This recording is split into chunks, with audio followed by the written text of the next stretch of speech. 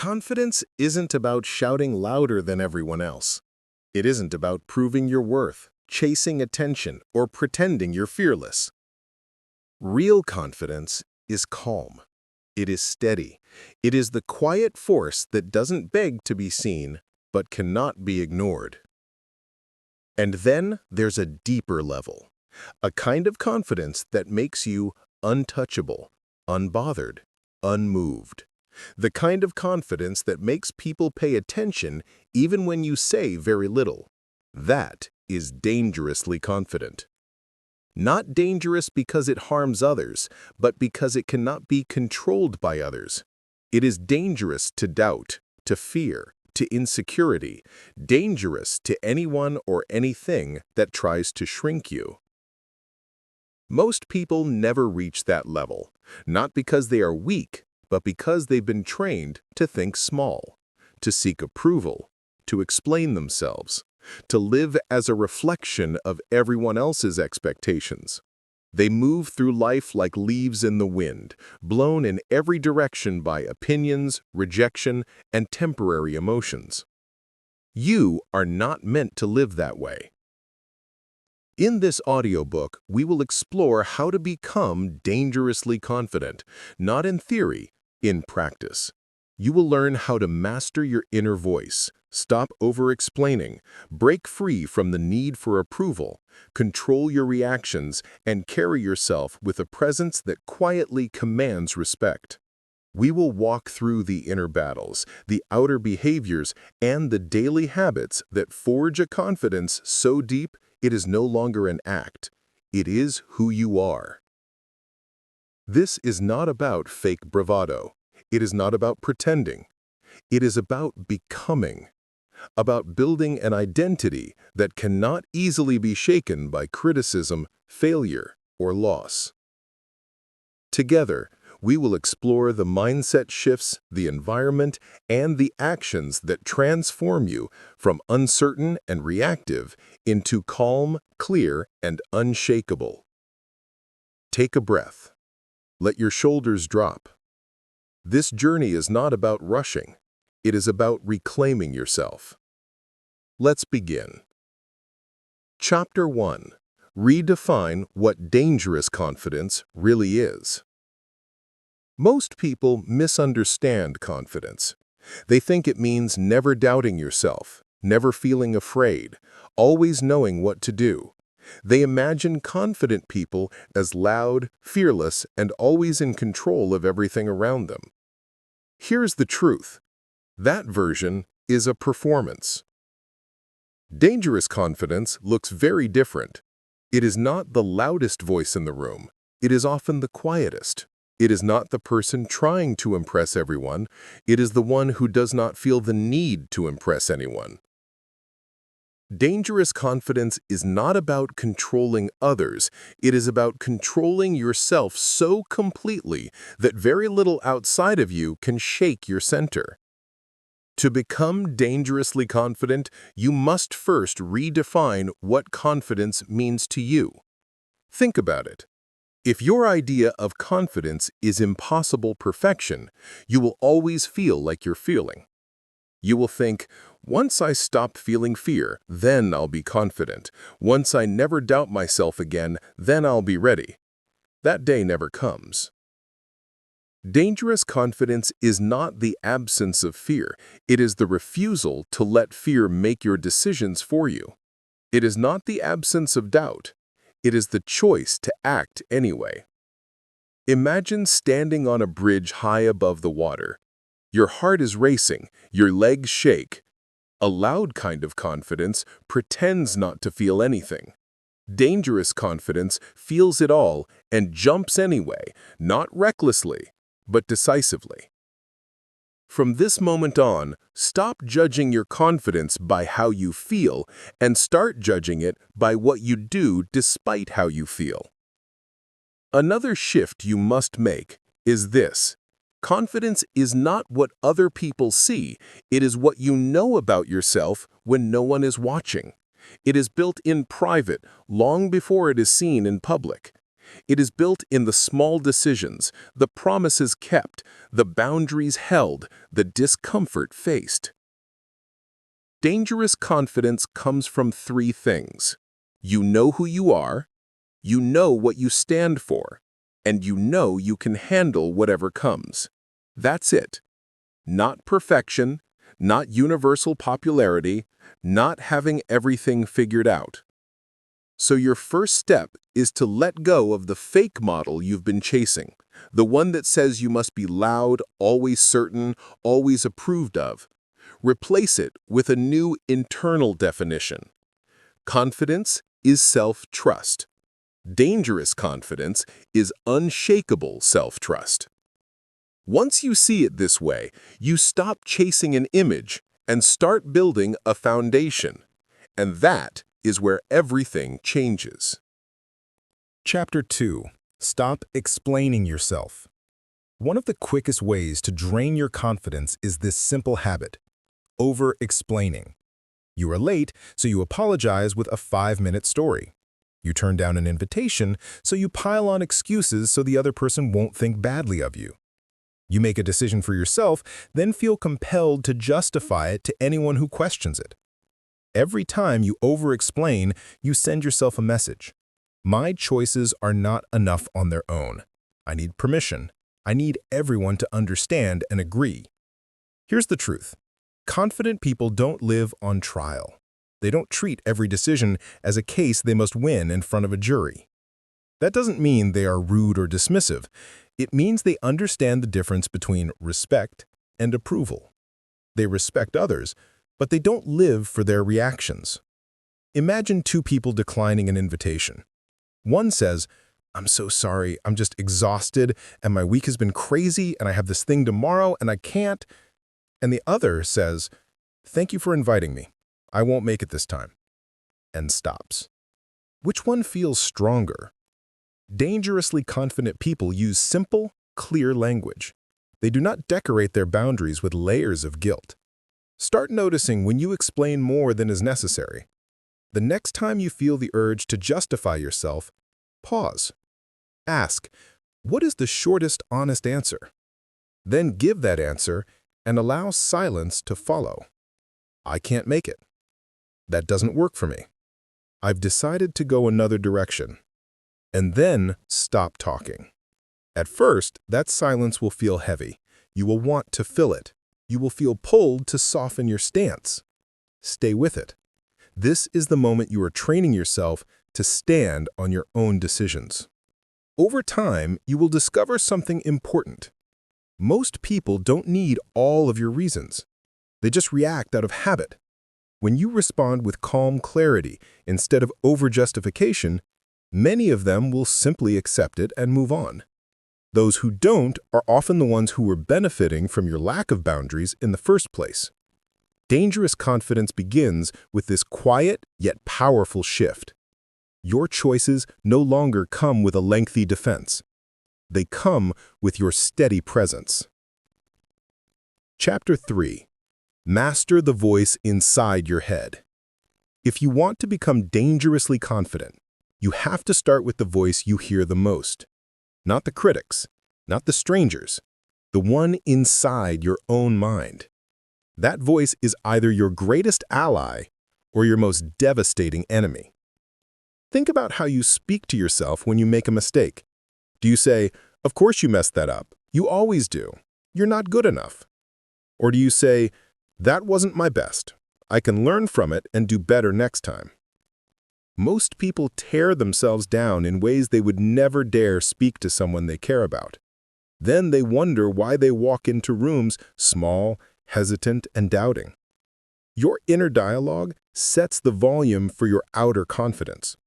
If your inner world is full of attack, your external world will reflect it. Here's the truth. You cannot bully yourself into confidence. Shame does not produce strength. It produces hiding. It produces overcompensation. It produces performance. Dangerously confident people speak to themselves with honesty and respect. Not lies, not delusion, but strength. They don't pretend everything is perfect. They say, This is hard, but I can handle hard things. Start paying attention to your automatic thoughts. Don't judge them. Just notice. When you catch a thought that tears you down, pause and challenge it. Is this a fact or just a habit? Would I say this to someone I care about? Does this thought make me weaker or stronger? Then replace it with a better one. Not a fake positive slogan, but a grounded statement of strength. I always fail becomes, I've failed before and still grown. I can grow again. I'm not good enough becomes, I am improving. I bring value even as I grow. I can't handle this becomes, this is heavy, but I will take it one step at a time. Repeat these replacements. At first, it will feel awkward, but repetition rewires. Your brain believes what it hears often.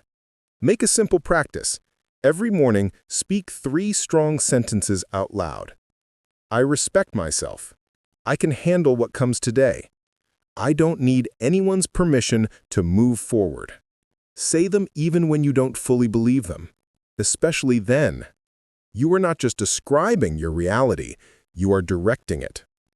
When your inner voice becomes a source of courage instead of constant attack, you stop walking into rooms needing others to build you up.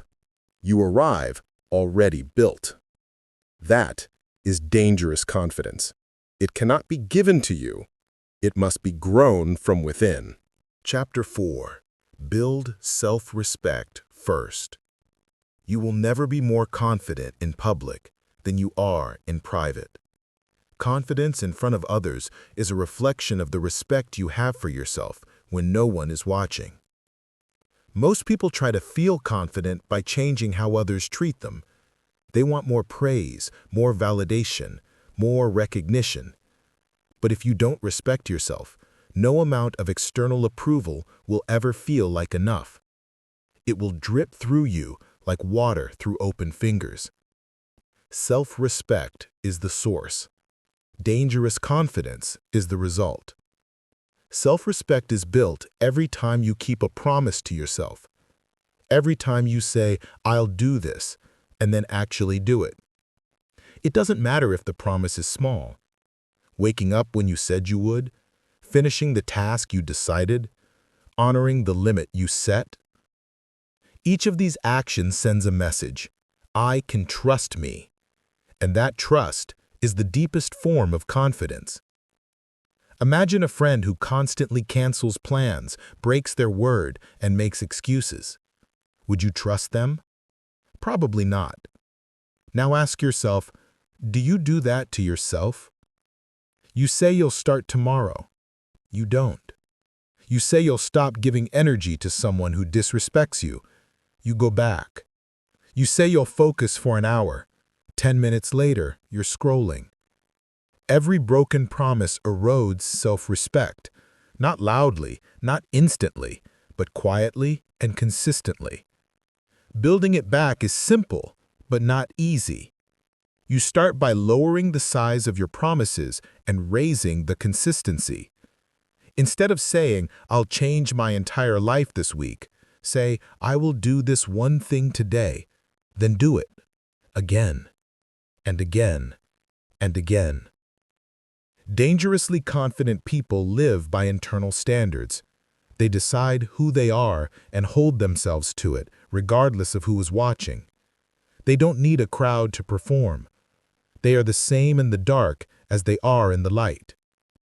Ask yourself, what does a self-respecting version of me do daily? How do they treat their body? How do they manage their time? How do they allow others to speak to them? What do they tolerate? What do they walk away from? Write it down.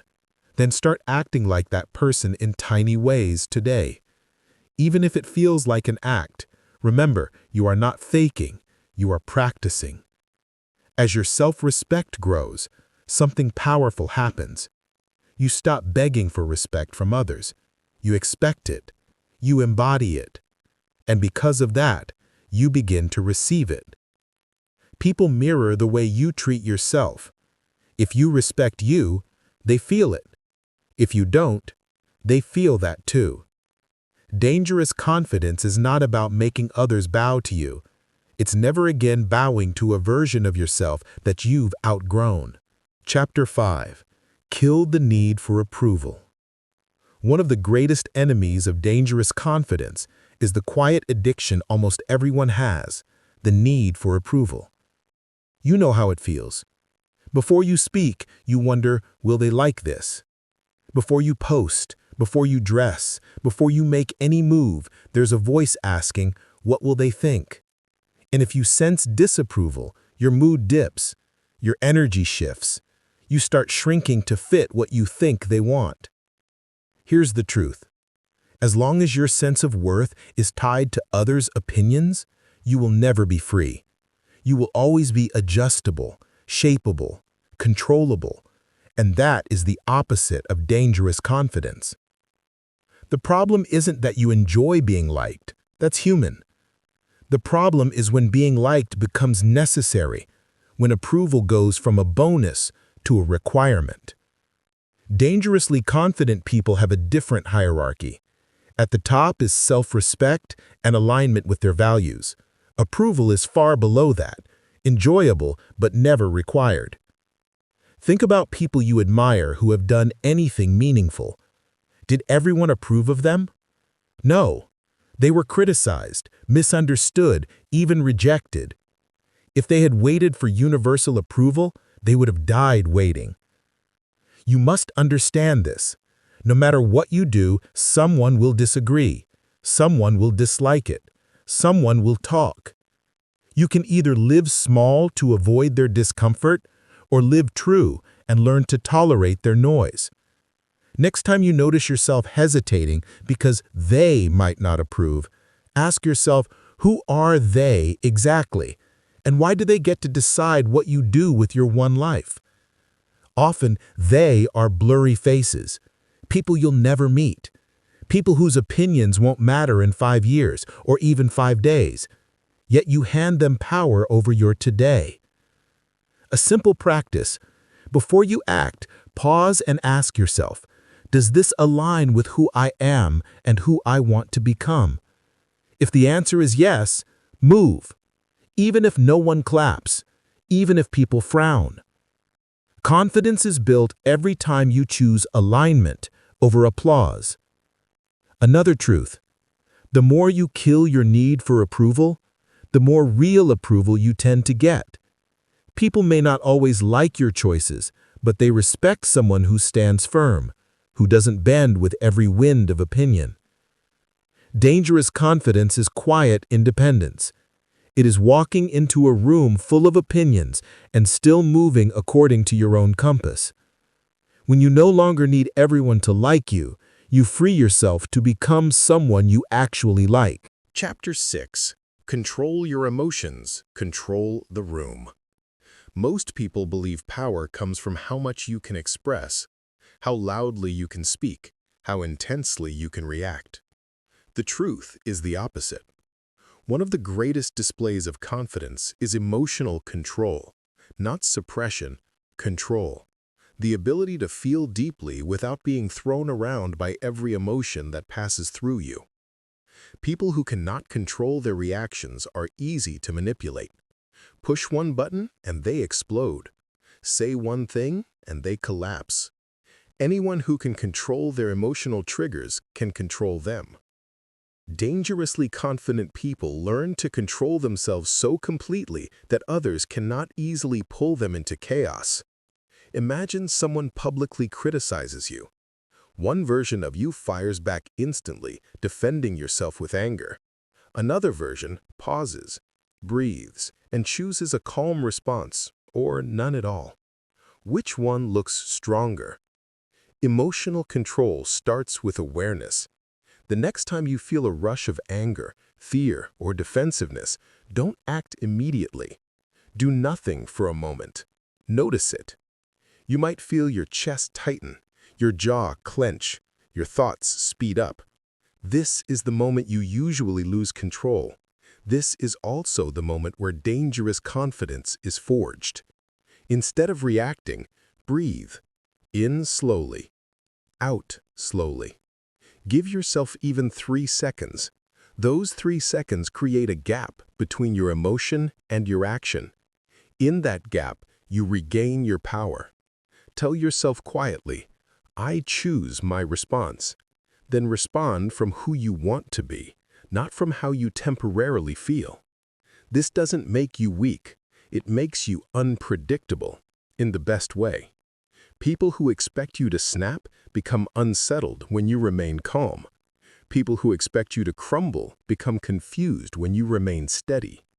Your calm becomes the loudest thing in the room. Emotional control does not mean you never express how you feel. It means you choose the right time, place, and way to express it. It means you don't hand your steering wheel to anyone who knows which words upset you. Start practicing in small moments, when someone cuts you off in traffic, when a friend replies late, or when something you planned doesn't work. Each of these is training. You are teaching yourself the world doesn't control my reactions, I do. As this grows, your presence changes. People begin to lean on you during crisis. They trust your judgment. They feel safe around you. That is quiet power. Dangerous confidence is not about controlling others. It's about being so anchored in yourself that no one can easily shake you. Chapter 7. Let your body speak first. Before you ever say a word, your body has already communicated who you are. Most people focus so much on what to say that they forget what they are showing. But others don't forget. They read your posture, your eye contact, your pace, your stillness, and they decide, often subconsciously, how to treat you. Dangerously confident people understand this. They let their body speak confidence before their mouth ever opens. Think of your posture as your silent introduction. When you stand tall, shoulders back, chin level, not raised, not lowered, you send a clear, calm message, I respect myself. You are not apologizing for existing. You are not shrinking to make others comfortable. If you habitually slouch, cross your arms tightly, or look down, start practicing a new default. This is not about faking. It is about aligning your body with the version of you that you are becoming. Next time you walk into a room, slow down. Don't rush.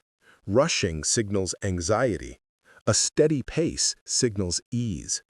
Pause for a split second at the entrance. Take one breath, then move with intention. Eye contact is another form of body language that speaks confidence. You don't need to stare. You just need to look directly at people long enough to show that you are present. When you speak, bring your eyes up for a moment instead of talking into the floor. When you listen, keep your gaze soft but steady. In a world addicted to screens, giving someone real eye contact is rare. It tells them, I see you, and that makes them pay attention when you do choose to speak. Your movements matter too. Fidgeting, tapping, constantly adjusting your clothes, all of these signal nervous energy. Work on stillness, not stiffness, just stillness. Rest your hands calmly. Breathe into your belly, not your chest. Dangerous confidence often looks like this, relaxed and ready, not tense, not slumped, just settled into your own space. If this feels unnatural at first, remember, your current habits are just previous practice. New practice will create new habits. Make it a game of it. When you're alone, practice walking across a room like someone who belongs there. Stand in front of a mirror, adjust your posture, look into your own eyes. This isn't vanity, it's rehearsal. You are training your body to tell the truth of who you are becoming before you speak. When your body language, your words, and your inner beliefs all match, people feel it. They may not know why, but they will respond differently. Dangerous confidence is carried before it is ever spoken. Let your body carry it first. Chapter 8. Detach from outcomes. One of the reasons people crumble under pressure is simple. They cling too tightly to outcomes. They think, I need this person to like me, I need this deal to go through. I need this opportunity to work, or I will fall apart. And because they need it so badly, they walk into situations tense, desperate, and easily thrown off. Desperation is not confidence. It is the enemy of it. Dangerously confident people care about outcomes, but they are not owned by them. They show up fully, give their best, and then accept what happens. Their identity is not tied to a single result. Detachment doesn't mean apathy. It means freedom. Imagine two people walking into a job interview. One thinks, if I don't get this, I'm nothing. This is my only shot. The other thinks, this matters to me, but if it doesn't work out, I will still be myself. I will find another way. Which one walks in more relaxed? Which one listens better, thinks clearer, and connects more genuinely? The outcome often follows the one who isn't crushed by it. You must learn to separate your sense of worth from what happens. You are not your wins. You are not your rejections. You are not a paycheck, a title, a follower count, or a relationship status. When you attach too much meaning to any external thing, it hands it the power to build or break you.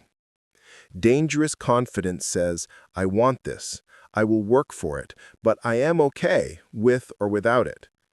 To practice detachment, start with your language.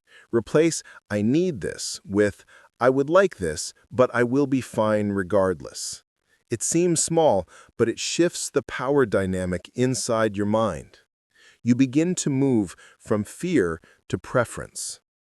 Also, notice how much mental space you give outcomes after the fact. Do you replay every conversation, obsess over every detail, punish yourself for every perceived misstep? That kind of rumination keeps you chained to what you cannot change. Instead, once something is done, ask yourself, what can I learn? What will I do differently next time? Then release it. Detachment is not laziness.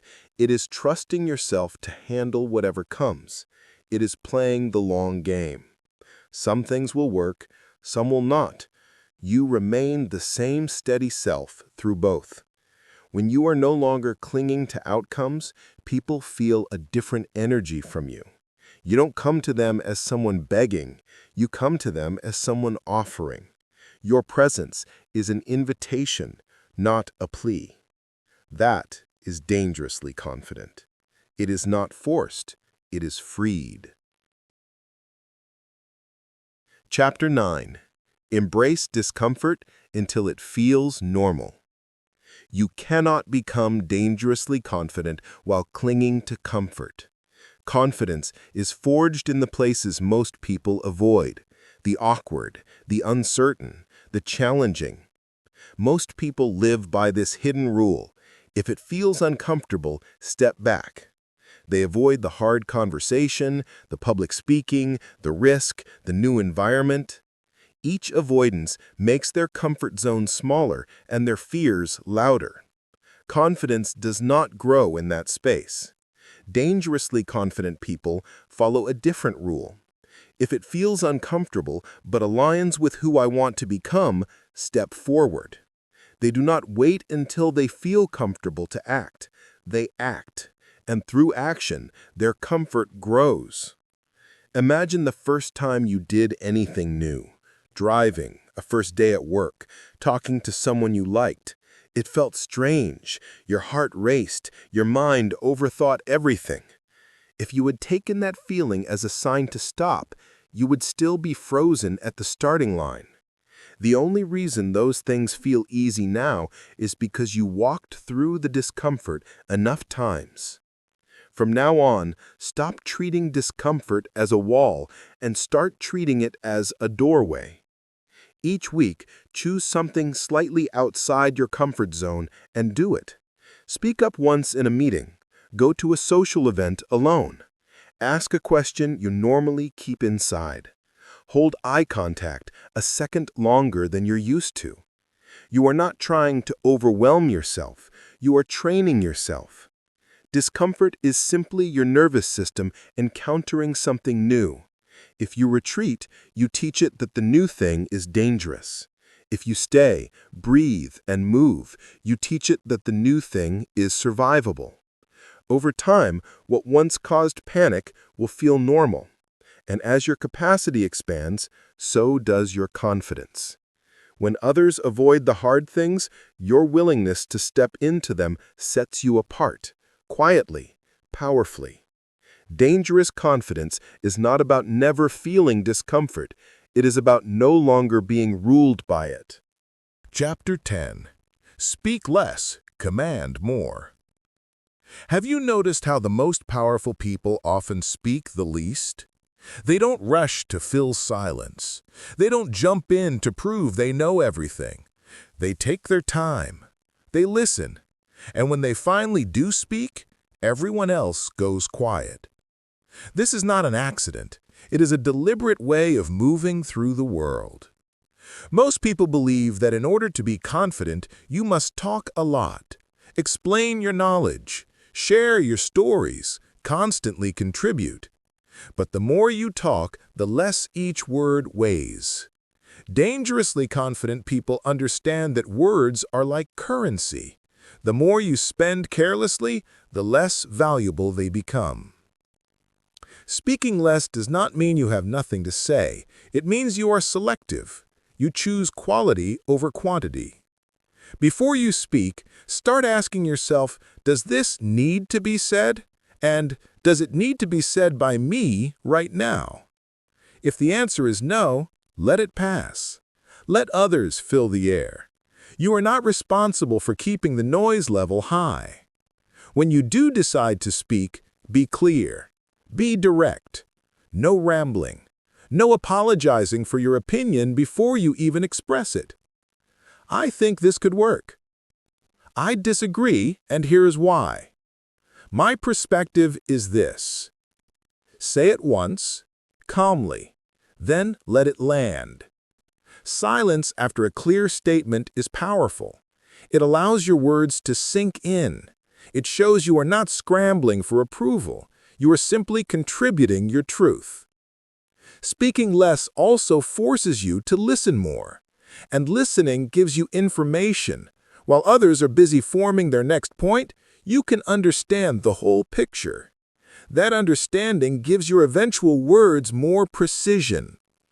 If you are used to filling space with chatter, this will feel strange at first, but watch how people begin to respond. When you become more measured with your words, you'll notice that others begin to lean in when you start to talk. You have shifted from noise to signal. Dangerously confident people do not demand the room's attention.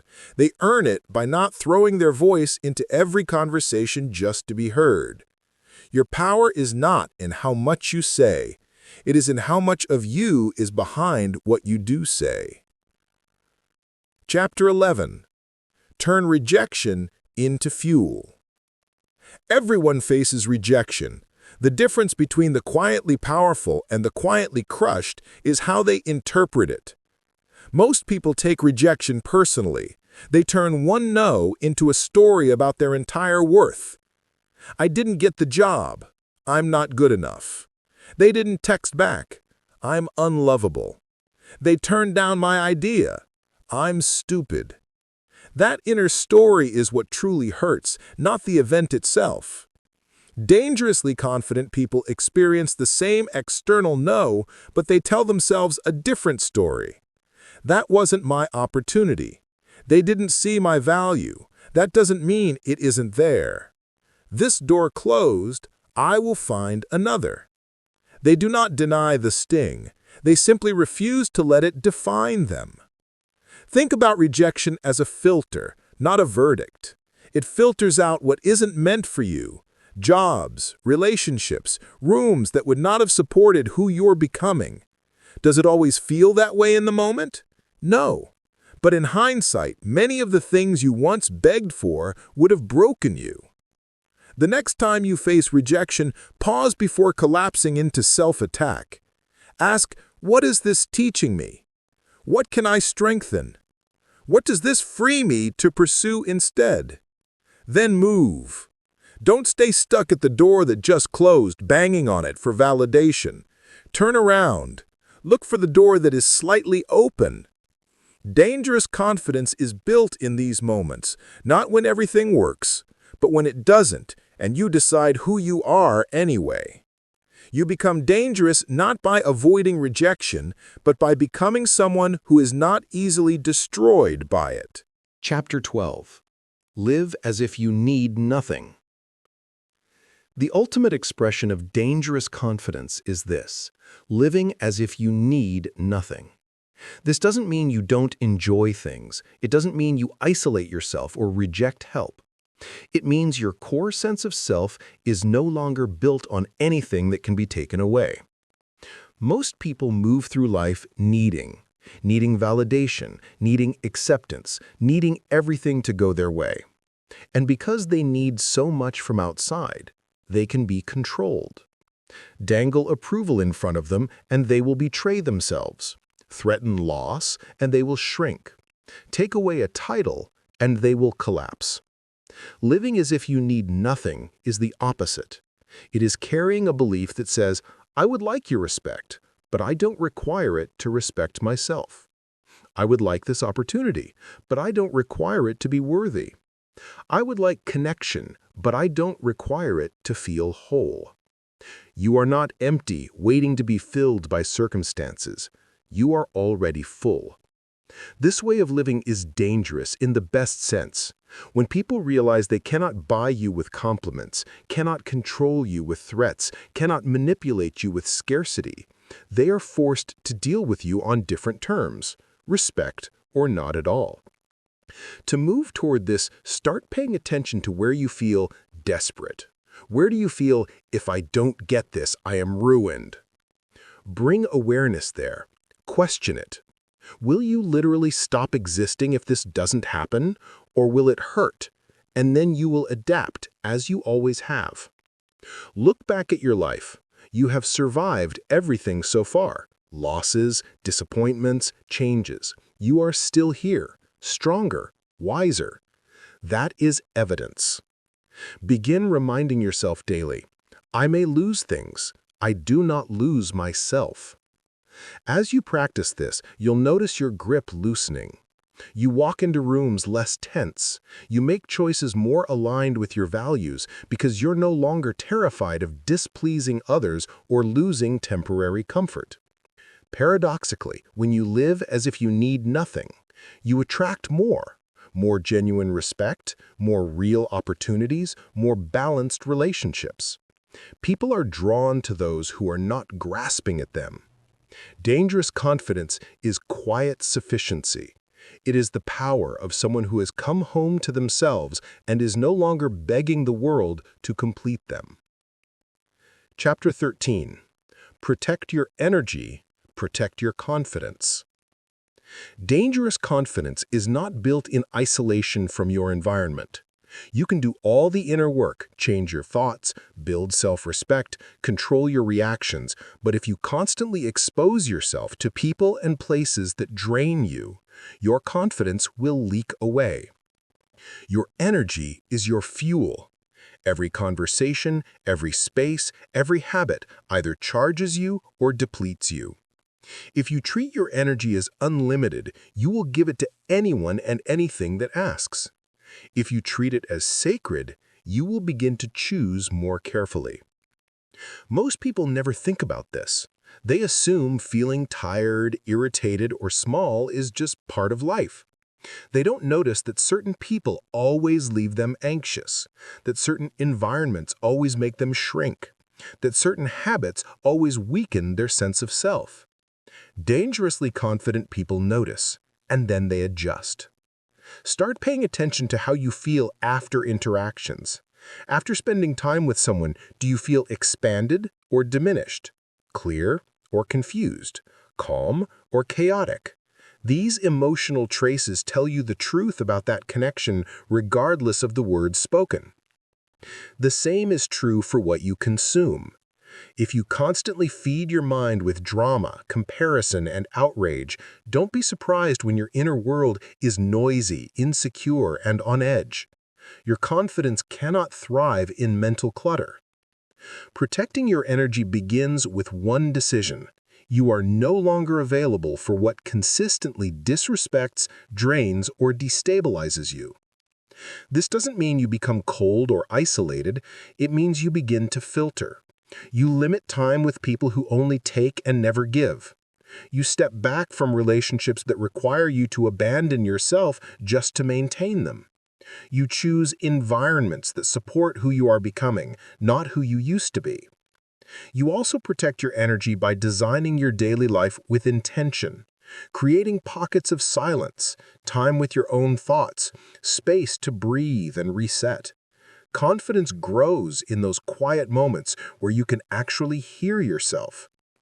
Make it a habit to check in with yourself. Where is my energy going? Is it feeding my confidence or feeding my doubt? Adjust accordingly. When you take your energy seriously, others start to as well. They sense you are not someone who can be endlessly pulled on, drained, or manipulated. There is a boundary, even if you never say it out loud. Dangerous confidence is not just about what you carry inside. It is about what you no longer allow around you. Chapter 14. Lead yourself, then lead others. Dangerous confidence naturally turns you into a leader, whether you ask for that role or not. People gravitate toward those who are stable, clear, and anchored in themselves. But true leadership does not begin with directing others. It begins with directing yourself. Most people want influence without responsibility. They want others to follow them, but they themselves are still led by impulse, fear, and inconsistency. That kind of influence doesn't last. Dangerously confident people reverse the order.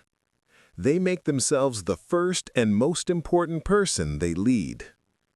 Leading yourself means you decide the standards you live by, and you live by them even when it's inconvenient. You choose your principles ahead of time, so when pressure hits, you don't have to figure out who you are on the spot. Ask yourself, if I were leading someone I deeply cared about, what would I expect from them? How would I want them to show up? Then hold yourself to that same standard. If you wouldn't accept constant excuses from someone you mentor, stop accepting them from yourself. If you would encourage someone you care about to get up after a setback, do the same for you. This is self-leadership. It is firm and compassionate at the same time. As you lead yourself more consistently, something begins to shift around you. People start to notice that your words and actions match. They feel that you don't just talk about discipline, respect, or boundaries, you live them. That alignment is rare. It creates trust without you needing to campaign for it. You'll find people coming to you for advice, watching how you handle situations, modeling your choices. That is leadership without force, influence without noise. Dangerous confidence shows up in how you handle small leadership moments too, not just in titles and positions. When a group is indecisive, you calmly make a suggestion. When others panic, you steady yourself and focus on solutions. When gossip begins, you don't feed it, you opt out. You don't need to lecture. Your actions quietly reset the tone. Remember, you are always leading someone. Your younger self, your future self, and the people silently watching what is possible. Lead yourself with the kind of strength, clarity, and dignity you wish you had seen when you needed it most. In doing so, you don't just become dangerously confident. You become someone who gives others permission to rise. Chapter 15. Live your confidence. Don't perform it. The final stage of dangerous confidence is when it stops being something you do and becomes something you are. In the beginning, much of this work will feel intentional and conscious. You will catch your thoughts and redirect them. You will force yourself to hold boundaries. You will practice new body language, new habits, new responses.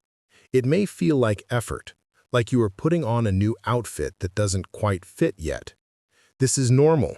You are rewiring years of conditioning.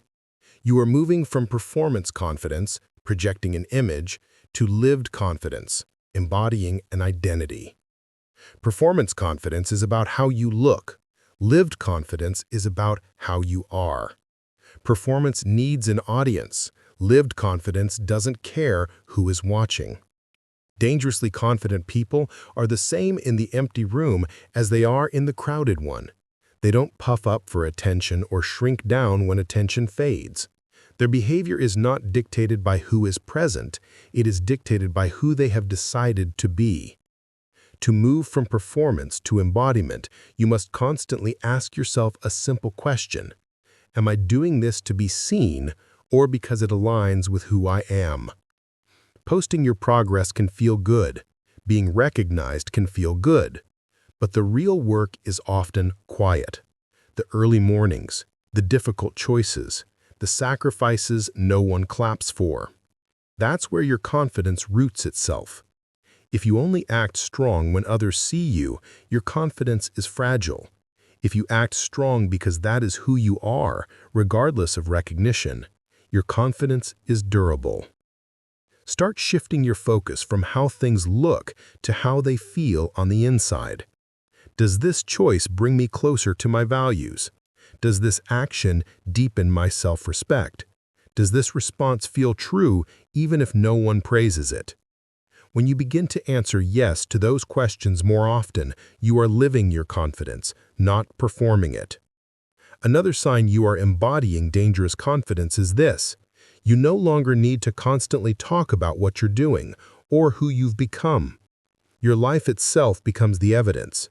Your energy, your patterns, your presence tell the story. You stop needing to say, "I've changed," because the change is obvious in how you move. This doesn't mean you hide your growth. It means you no longer depend on external validation to believe in it. Living your confidence also allows you to be honest about your humanity. You can admit when you're tired, when you're uncertain, when you've made a mistake, without it shattering your sense of self. Because your identity is no longer built on an illusion of perfection. It's built on a foundation of resilience. Dangerous confidence isn't flawless. It's honest and unbreakable at the same time.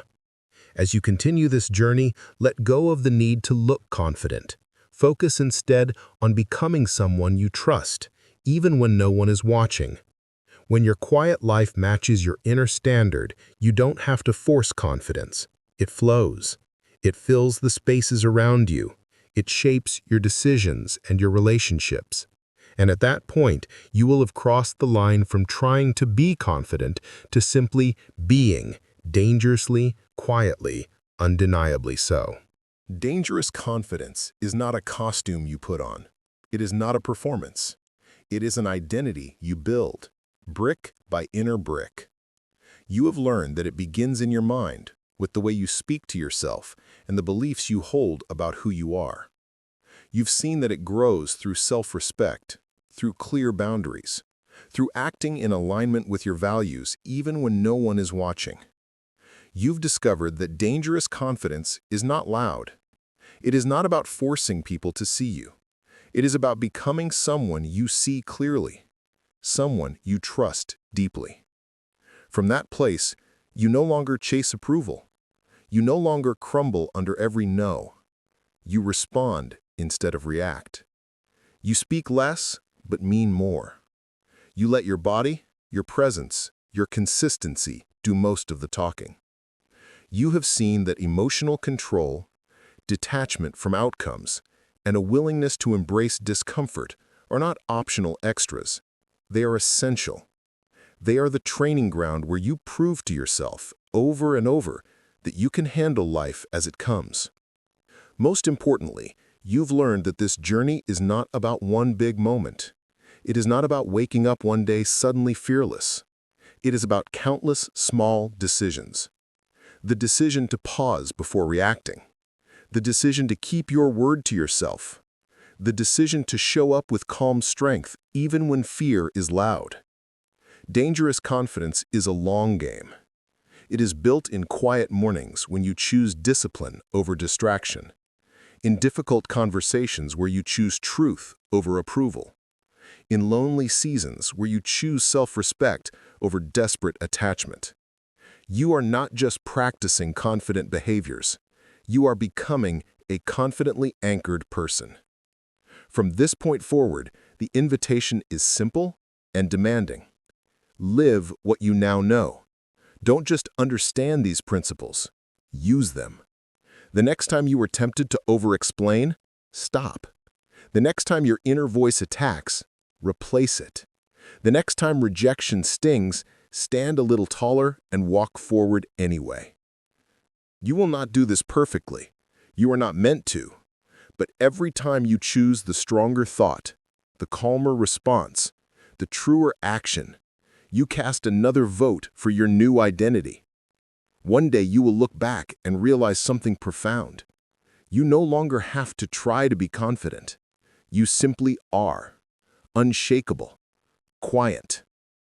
Dangerous to your old limits, to your old fears, and to anything that once tried to keep you small. That person is already in you. This journey has simply shown you the path back to them. Now go live as them.